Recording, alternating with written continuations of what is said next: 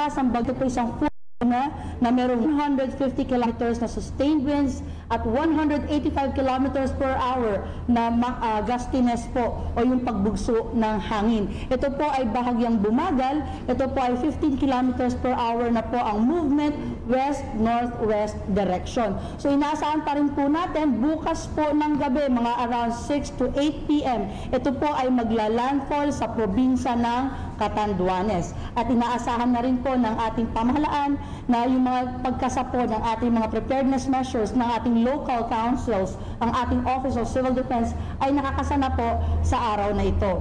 Sa kasalukuyan po ay tuloy-tuloy pa rin ang pagmomonitor ng ating Operations Center at pagsisiguro ng paghahanda po ng ating mga lokal na pamahalaan, pati na rin po ng ating national government agencies.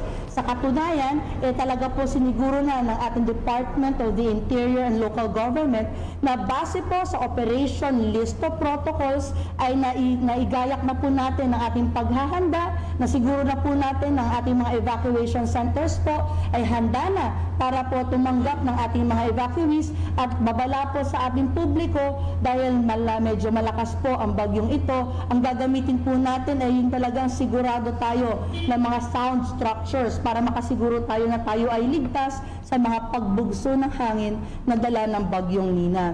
Ang ating Social Welfare and Development po ay nagsisiguro na rin ng ating relief supplies para sa ating lokal na pamahalaan, para sa evacuation centers natin, at pati na rin po ang pagbibigay ng ayuda sa ating mga kababayan na sa kasalukuyan po ay stranded na sa mga pantalan. Kaya po tayo ay nagbibigay po ng abiso at ng apila sa ating mga bus operators. Kapag po ang inyong mga bus ay ang papunta, ay tatawid ng dagat papunta ng Visayas, isuspend nyo na po ang pag-travel ng inyong mga bus. Kasi masa-stranded lamang po sila sa mga pantalan. Ayaw na po natin na madagdagan pa ang ating mga stranded passengers. Inaasahan po natin na ang ating mga stranded passengers ngayon ay makikiisa sa pag-celebrate po ng Pasko at ng Noche Buena, kapiling po ang bagyong Nina sa mga pantalan. So gusto na po natin iwasan na wag na po tayo magpa-travel pa o magpaalis pa ng bus. Sa ating mga kababayan po, ay dapat po nating maintindihan dahil isinasaalang-alang po ng ating pamahalaan ang ating kaligtasan, talaga po nakasuspindi na ang pagbabiyahe lalo na't ito'y tatawid sa dagat. Napakahalaga din po sa ngayon na yung sa mga areas na nakararanas po ng pag-uulan. Dito po sa Northern Luzon, ito po ay dala ng amihan. Bagamat hindi ito related sa bagyong Nina, mahalaga din po na tayo ay nakaantabay sa maaaring magiging epekto nito. Kaya tuloy-tuloy din po na nakataas ang alerto sa ating Cordillera Region, Ilocos Region at Cagayan Valley Region sa mga epekto ng patuloy ng pag-uulan sa mga probinsyang ito.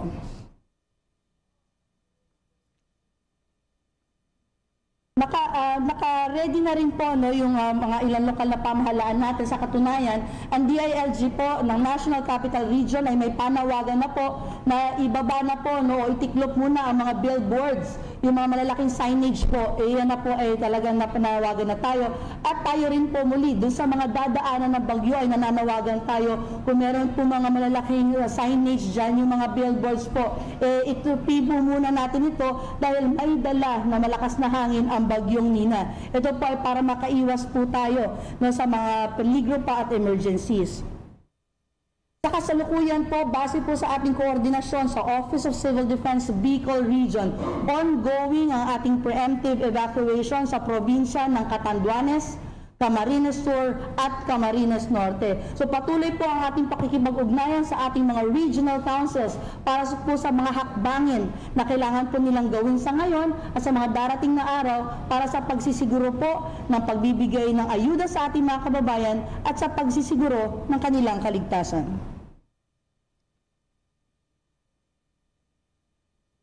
So sa ngayon po, yun po yung ating naging usapin mula sa ating pre-disaster risk assessment meeting.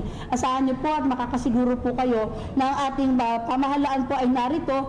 24 oras pa rin po tayo magmomonitor ng pinakahuling update mula po dito sa maaaring maging epekto ng bagyong Nina. So narito po lamang sa Operations Center at pasundan niyo lang po kami sa ating mga social media accounts. Sa Civil Defense PH po, makikita niyo rin dyan na nakaposte po ang ating mga hot hotlines at mga emergency numbers. Para po sa mga pinakahuling ulat po, dito lamang po sa ating Operation Center, nandito rin po kami ngayon po at inaasahan din po natin dahil bukas ay maaari na po maglandfall ng early evening po ang Bagyong Nina sa probinsya ng Catanduanes. Magtataas po ng red alert status ang ating Operation Center, kapiling po ang ating response cluster sa pangunguna po ng Social Welfare and Development. Bukas po yan mga around alas 3 ng hapon.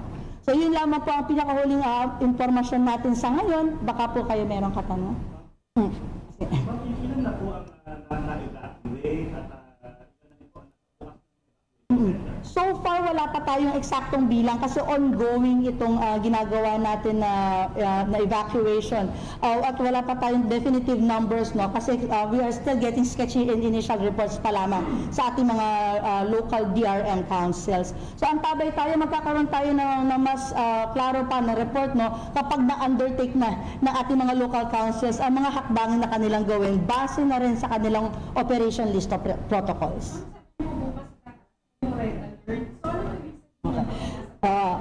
Ngayon, tayo ay naka-blue alert status. Ibig sabihin po nito na ang kapiling po ng ating Office of Civil Defense na 24 oras nagbabantay ay ang ating mga uniform personnel. Ito po yung ating kapulisan, ang ating kasanduluhan, kasama ang mga bombero, kasama po ang mga kaibigan natin mula sa Philippine Coast Guard, kasama rin po natin ang Pag-asa.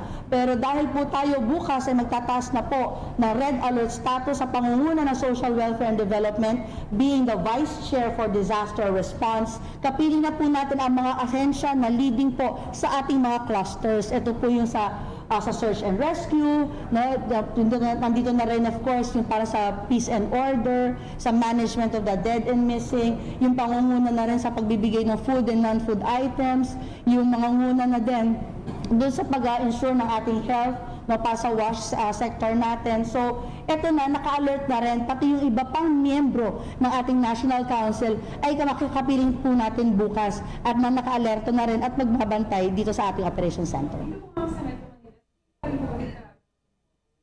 Tomorrow morning, tomorrow afternoon, safe pa naman po bumiyahe. Inaasahan po natin na makararanas na tayo na simula ng pag-uulan bukas ng hapon dito sa Metro Manila.